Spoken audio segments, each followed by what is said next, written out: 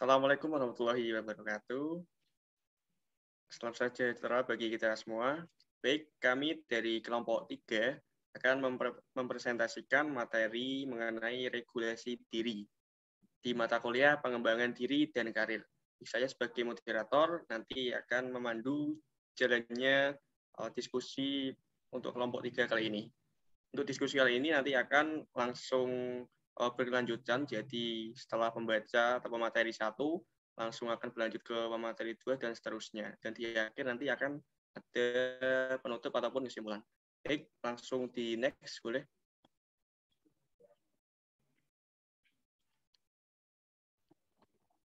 Ya, ini kelompok 3 yang beranggotakan ada saya sendiri, saya Tadibul Amin, kemudian ada Rusdiana Ika Maulani, kemudian Rifda Hanandra, kemudian ada Akil Azhara, dan Fitria Sulistiani, kemudian ada Atika Dia Artami. Dan pada mata kuliah kali ini diampu oleh Bapak Abdul Aziz, SPC, MPSC, Psikolog. Next. Nah, untuk topik pembahasan pada materi regulasi diri, yang pertama ada definisi regulasi diri, kemudian ada teori-teori regulasi diri, kemudian ada faktor yang mempengaruhi regulasi diri, kemudian ada aspek-aspek regulasi diri, selanjutnya ada manfaat regulasi diri, kemudian yang terakhir ada pentingnya regulasi diri dalam pembentukan karir. Oke, next. Nah, yang pertama untuk definisi regulasi diri, saya persilakan untuk teman saya.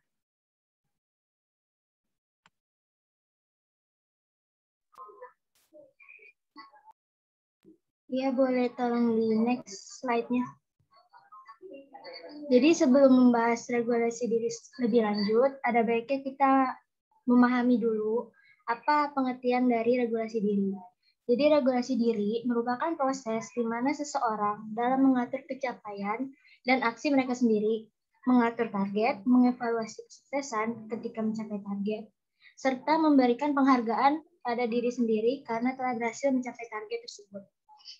Regulasi diri dianggap penting selama proses pengembangan karir karena dengan regulasi diri, seseorang dapat mengatur tingkah lakunya dan menjalankan tingkah laku tersebut dengan strategi untuk memengaruhi performanya dalam mencapai tujuan atau prestasi sebagai bukti adanya peningkatan.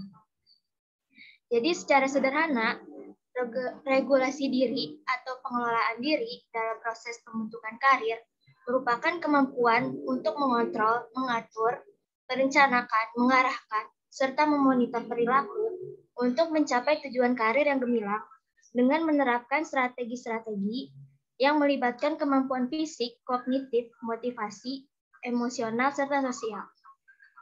Berikutnya.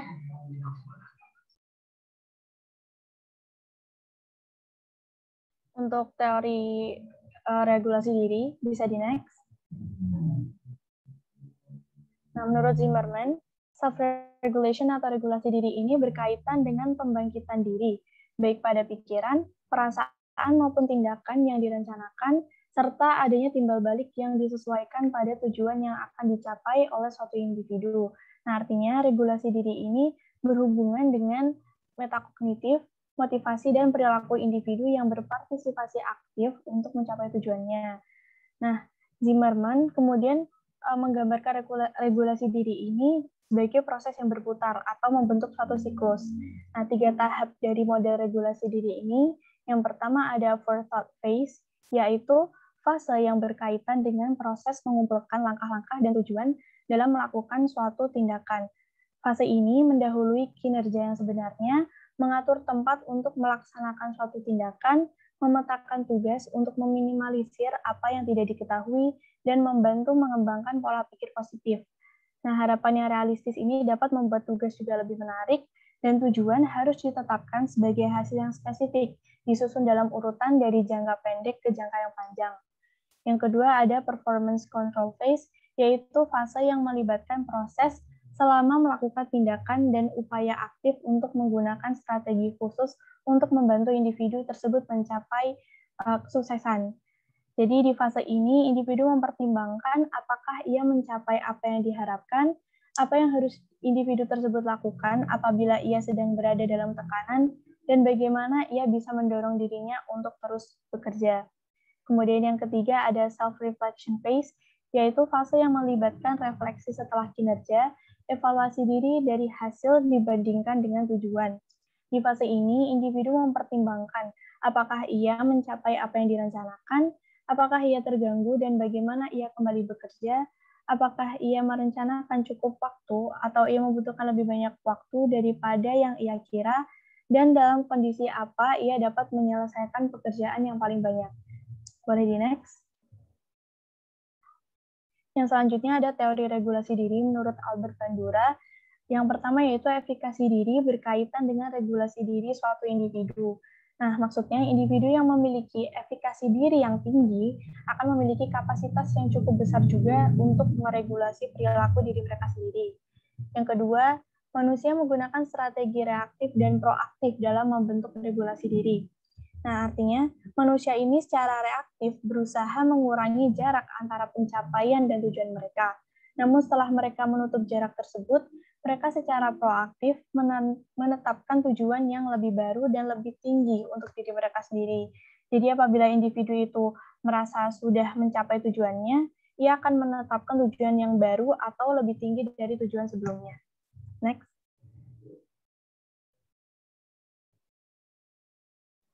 Ya, selanjutnya ada faktor yang mempengaruhi regulasi diri. Next. Ya, secara umum, faktor yang mempengaruhi regulasi diri itu bisa datang dari internal atau dari dalam diri sendiri, dan bisa juga datang dari eksternal ataupun dari luar diri seseorang.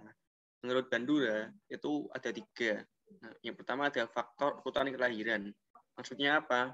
Di sini, misal anak pertama, anak kedua, dan anak ketiga itu pastinya berbeda mengenai regulasi diri mereka. Nah, menurut Bandura, anak pertama itu cenderung lebih bisa atau bisa mengatur dirinya. Karena apa? Karena mereka merasa mempunyai tuntutan. Oh, anak pertama berarti saya harus bisa menjadi panutan ataupun menjadi pedoman bagi adik-adik, ataupun bisa menjadi ujung tombak dari orang tua mereka. Kemudian yang kedua ada keberadaan orang tua. Maksudnya apa? Maksudnya setiap orang tua itu pastinya berbeda-beda dalam menerapkan pola asuh ataupun karakter dari orang tua pastinya akan berbeda-beda. Nah, pola asuh yang sedikit tegas itu pastinya akan berpengaruh kepada regulasi diri seorang anak. Pola asuh yang tegas dengan yang sedikit lembek ataupun memberi kebebasan pastinya akan ada perbedaan. Nah, kemudian yang ketiga, adanya penguatan atau reinforcement atau dukungan dari lingkungan dalam bentuk sumbangan materi atau pujian dan dukungan orang lain ini sangat dibutuhkan. Nah, kenapa? Karena seseorang jika dirinya mendapat penguatan ataupun istilahnya apa ya, rangsangan, oh kamu bisa, kamu pasti hebat, seperti itu contohnya. Nah, pastinya mereka akan lebih termotivasi ataupun bisa meningkatkan regulasi dirinya lebih baik dari seorang yang lain. Nah, kemudian ada pendapat dari hasil penelitian. Dalam hal ini mengambil dari Zimmerman ini pada tahun 1990. Nah, ada 3 faktor yang mempengaruhi regulasi diri seseorang. Yang pertama itu faktor dari individu mereka sendiri. Nah, ini terbagi menjadi pengetahuan, metakognisi, dan tujuan hidup.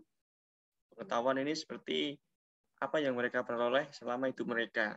Nah, jika seseorang bisa memperoleh pengetahuan yang lebih tinggi, yang pastinya lebih luas, pastinya mereka akan mempunyai pandangan dan kemudian bisa mengimplementasikannya melalui metakognisi dan bisa meraih tujuan hidup mereka pastinya yang lebih baik. Nah, artinya jika individu ini bisa memaksimalkan pengetahuan, metakognisi, dan bisa mempunyai tujuan yang hidup yang baik, pastinya regulasi diri mereka akan juga baik. Kemudian yang kedua itu perilaku. Maksudnya apa? Nah, bagaimana individu menggunakan kemampuan yang dimiliki dalam melaksanakan regulasi diri. Entah itu ada kemauan atau tidak. Jadi perilaku ini cenderung apa ya? Ini ada kemauan atau tidak. Nah, jika mereka ada kemauan, pasti mereka akan ada dorongan untuk bisa meregulasi diri mereka sendiri. Kemudian yang ketiga ada lingkungan.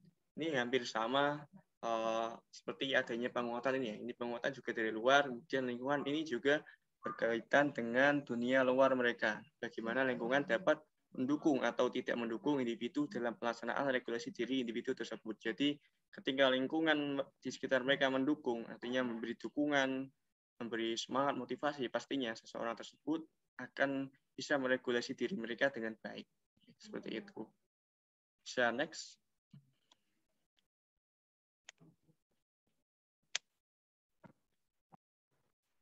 Baik, selanjutnya adalah aspek-aspek regulasi diri. Yang pertama adalah menurut Zimmerman. Menurut Zimmerman, aspek-aspek regulasi diri terdiri dari 3 aspek, yaitu metakognitif, motivasi, dan perilaku. Yang pertama adalah metakognitif. Secara harfiah, metakognitif berarti kognisi tentang kognisi atau berpikir tentang berpikir, di mana proses metakognitif ini adalah sebuah proses yang penting karena pengetahuan individu mengenai kognisinya sendiri dapat membantu dirinya untuk membimbing, mengatur, dan memilih strategi yang tepat bagi dirinya sendiri dalam menghadapi suatu peristiwa, serta untuk meningkatkan kinerja kognitifnya ke depan. Yang kedua adalah motivasi. Secara umum, motivasi adalah dorongan atau segala sesuatu yang memberi energi, mengarahkan, dan menopang perilaku seseorang, sehingga membuat individu tersebut bergerak, berjalan, dan mengarahkan dirinya ke arah tujuan tertentu. Selain itu, motivasi juga merupakan fungsi dari kebutuhan dasar individu untuk mengontrol dirinya dan berkaitan dengan kemampuan individu itu sendiri. Dan yang terakhir adalah perilaku. Perilaku merupakan upaya yang dilakukan oleh individu untuk mengatur diri, menyeleksi, memanfaatkan, dan menciptakan lingkungan yang dapat mendukung aktivitasnya, di mana individu akan berusaha untuk menciptakan lingkungan sosial dan fisik yang seimbang guna mengoptimalkan pencapaian atas aktivitas yang dilakukan. Kemudian yang selanjutnya adalah menurut Bandura. Menurut Bandura, terdapat 6 aspek dari regulasi diri. Yang pertama yaitu standar dan tujuan yang ditetapkan sendiri. Seseorang cenderung memiliki standar umum untuk perilakunya sendiri dan juga menetapkan tujuan tertentu di mana tujuan tersebut akan mengarahkan tindakan dan pilihan aktivitas yang dilakukan oleh individu tersebut. Yang kedua adalah regulasi emosi. Regulasi emosi adalah usaha untuk menjaga atau mengubah perasaan apapun yang berpotensi mengarah pada respons kontraproduktif, seperti rasa kebencian, kemarahan, atau bahkan kegembiraan yang berlebihan. Yang ketiga adalah instruksi diri. Instruksi diri digunakan oleh seseorang untuk membimbing dan mengarahkan dirinya sendiri ketika melalui situasi yang kompleks agar tetap melakukan tindakan-tindakan yang tepat. Yang keempat adalah monitoring diri, di mana seseorang mengamati dirinya sendiri dalam melakukan tindakan tertentu agar dirinya dapat mengetahui seberapa baik tindakan yang ia lakukan saat ini, di mana hal itu nantinya dapat digunakan untuk membuat kemajuan ke arah tujuan yang penting. Kemudian yang kelima adalah evaluasi diri. Agar seseorang benar-benar dapat meregulasi dirinya sendiri, ia juga harus melakukan evaluasi diri karena kemampuan untuk melakukan evaluasi diri ini secara akurat dan objektif sangat penting bagi kesuksesan jangka panjang ketika dirinya terjun ke dunia masyarakat yang sebenarnya. Dan yang terakhir adalah kontingensi yang ditetapkan sendiri. Kontingensi yang ditetapkan sendiri berkaitan dengan pemberian penguatan ataupun hukuman yang dilakukan oleh seseorang terhadap dirinya sendiri. Kemudian pembahasan selanjutnya akan dilanjutkan oleh rekan saya. Oke, baik. Selanjutnya ada manfaat regulasi diri. Bisa next.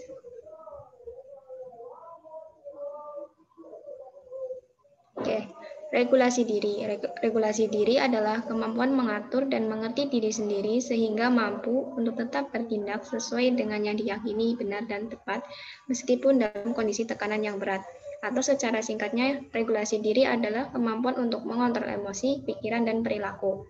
Nah, berdasarkan pengertian tersebut, maka manfaat dari regulasi diri diantaranya yaitu ada meningkatnya toleransi terhadap keadaan sulit, dapat menyelesaikan permasalahan secara mandiri, perasaan lebih bahagia.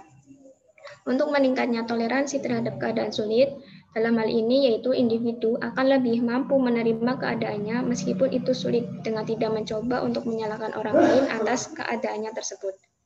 Namun lebih berusaha untuk memahami dan mencari tahu mengapa ia bisa berada di situasi atau keadaan yang sulit, dan juga berusaha untuk mencari jalan keluar dari keadaan yang sulit tersebut.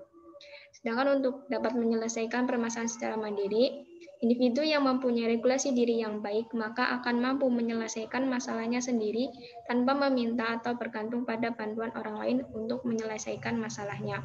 Hal ini karena individu tersebut mampu memahami dan mengerti terhadap dirinya sendiri mengenai apa yang harus ia lakukan untuk menyelesaikan masalahnya. Untuk yang perasaan lebih bahagia, regulasi diri yang baik membuat individu bisa memahami dan mengerti tentang dirinya, sehingga ia akan lebih bisa mengetahui apa yang ia rasakan dan apa yang ia inginkan, yang membuat ia merasa senang atau bahagia. Nah, selain manfaatnya, dalam regulasi diri ini itu ada dampak regulasi diri yang rendah. Di antaranya yaitu merasa kurang percaya diri, kurang memiliki harga diri, dan kesulitan dalam menangani stres dan frustasi yang dialami. Untuk merasa kurang percaya diri, jika individu memiliki regulasi diri yang rendah, maka individu tersebut akan kesulitan dalam memahami dan mengerti dirinya sendiri. Karena individu tidak bisa memahami dan mengerti dirinya sendiri, maka dalam diri individu tersebut akan muncul rasa kurang percaya diri atau tidak percaya terhadap diri sendiri. Sedangkan untuk kurang memiliki harga diri, regulasi diri yang rendah membuat individu tidak bisa atau tidak mampu dalam mengontrol sikap dan tindakannya, yang mana sikap dan tindakannya cenderung tidak sesuai dan ceroboh, yang mengakibatkan individu memiliki harga diri yang rendah. Selanjutnya itu kesulitan dalam menangani stres dan frustasi yang dialami. Regulasi diri yang rendah membuat individu kesulitan dan tidak mampu untuk mengontrol emosi, pikiran, dan perilakunya. Sehingga individu tersebut juga akan kesulitan dalam menangani stres dan frustasi yang dialaminya karena tidak mampu mengontrol dirinya. Next. Baik, selanjutnya adalah pentingnya regulasi diri dalam pembentukan karya.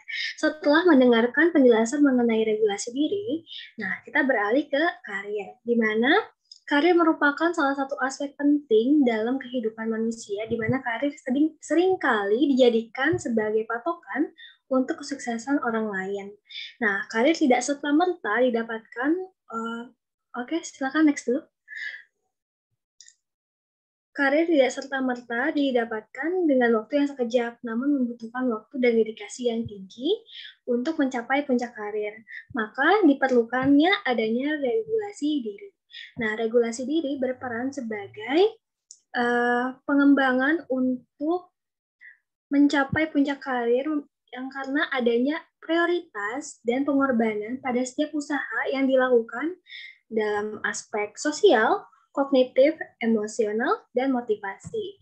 Nah, misalnya ada seorang manajer yang menghadapi kondisi di mana dia harus menjamu bosnya untuk mendapatkan promosi untuk naik jabatan. Nah, kemudian dia juga mendapatkan kondisi di mana dia harus menyelesaikan proyek yang telah deadline untuk minggu ini.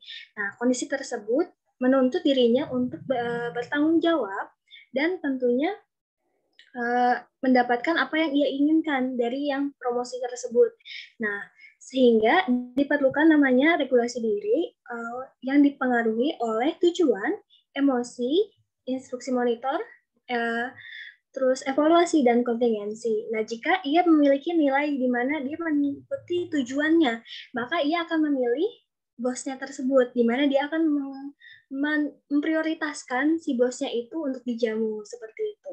Kemudian jika dia memiliki nilai diri di mana dia itu cenderung harus bertanggung jawab setiap apa yang ia lakukan, maka ia akan memprioritaskan project deadline yang harus dikerjakan, seperti itu.